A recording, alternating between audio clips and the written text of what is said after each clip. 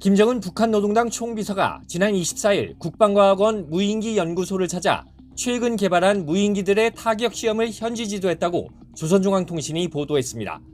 중앙통신은 무인기들이 지상과 해상에서 임의의 목표들을 공격하는 사명을 가지고 있다며 무인기들이 설정된 항로를 따라 비행해 지정된 표적을 정확히 타격했다고 밝혔습니다.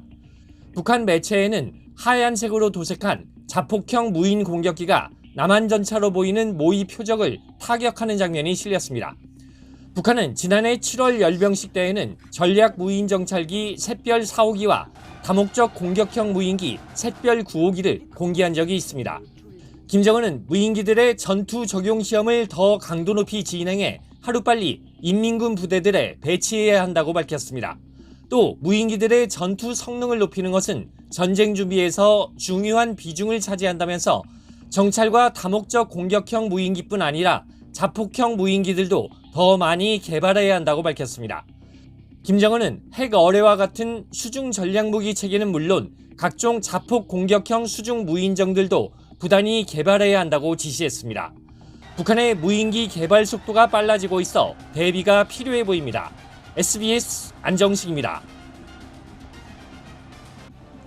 전략 무인 정찰기 샛별 4호기, 다목적 공격형 무인기 샛별 9호기의 평양 상공 비행으로 열병식 식전 행사는 시작됐습니다. 미국 첨단 무인기를 본뜬 걸로 어제 보도된 무기 전시회의 첫 선을 보인 뒤 실제 비행으로 성능을 과시한 겁니다. 당신을 영접하기 위하여 총연했습니다. 사열해 주십시오. 전략 순항 미사일과 함께 600mm 초대형 방사포, 북한판 이스칸데르, 북한판 에이테크스 등 신형 전술핵 단거리 3종 세트가 선두를 형성했습니다. 북한이 핵 어뢰라고 주장하는 핵무인 수중폭탄 헤일은 이번 열병식에서 처음으로 실물이 공개됐습니다. 샛별 9호 공격형 무인기엔 두 종류의 미사일 10발이 장착됐습니다. 역시 열병식에 처음 나선 극초음속 미사일은 하와이의 미 인도태평양 사령부와 괌의 미 해군 공군 기지를 겨냥했습니다. 이제의 태평양 군사 기지들을 견제하는 임무를 수행하고 있는 극초음속 미사일 총대가 나아가고 있습니다. 대형 장비 10병의 마지막은 최신형 대륙간 탄도미사일 화성 18형과 화성 17형이 맡았습니다. 미 전략 핵 잠수함이 아주 위험한 수역에 들어왔다는 것을 엄정히 경고한 상태입니다. 이제는 조선반도에서 누가 언제 어떻게 핵전쟁을 일으키는가 하는 것이 문제로 되었습니다. 김정은 체제에서 개발된 신무기들로만 역동적인 열병식을 벌일 수 있을 정도로 최근 북한의 군사력은 강화됐고 중국과 러시아의 고위 대표단을 부른 것도 이런 자신감에서 비롯됐다는 분석입니다. SBS 김태훈입니다. 러시아 극동 지역을 시찰 중인 김정은 위원장은 블라디보스토크에 있는 군사 박람회장을 찾았습니다. 연해주 주지사의 설명을 들으며 여러 무기를 살펴봤는데 특히 공격형 무인기에 관심을 보였습니다.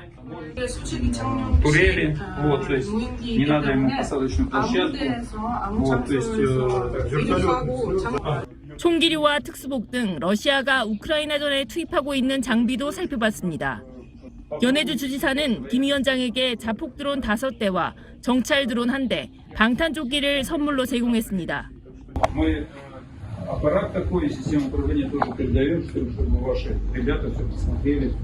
러시아의 공격 드론은 우크라이나전에서 인명 살상용으로 쓰이고 있는데 정상에게 주는 선물이라도 공격 무기를 제공하는 건 유엔 안보리 대북 제재 위반입니다.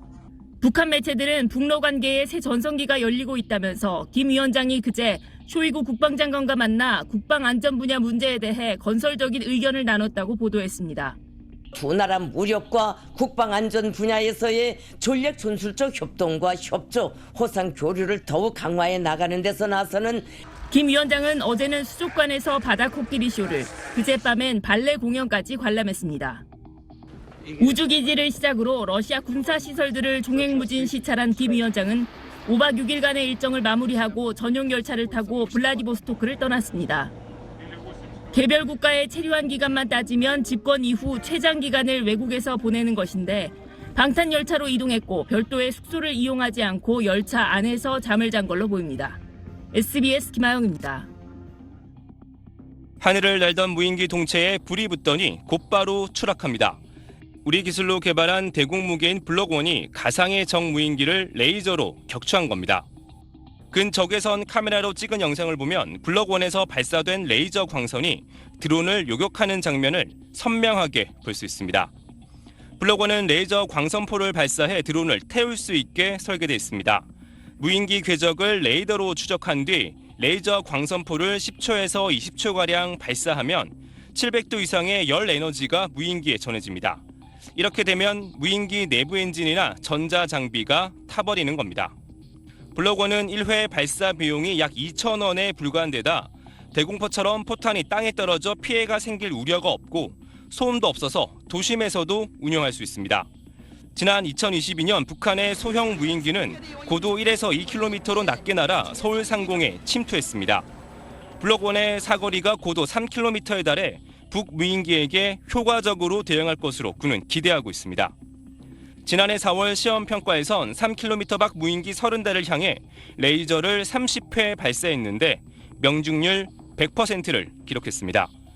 군은 이달부터 양산에 들어가는 블록1을 올해 안에 전력화할 계획인데 레이저 기반 무기가 실전 배치되는 건 우리나라가 세계 처음입니다. 전방부대에 우선적으로 배치가 돼서 그러니까 넘어오는 궤적에서 먼저 격추를 할 수 있도록 운영할 계획으로. 군 당국은 블록1에 이어 출력과 사거리가 향상된 블록2 개발도 진행한다는 계획입니다. SBS 최재영입니다.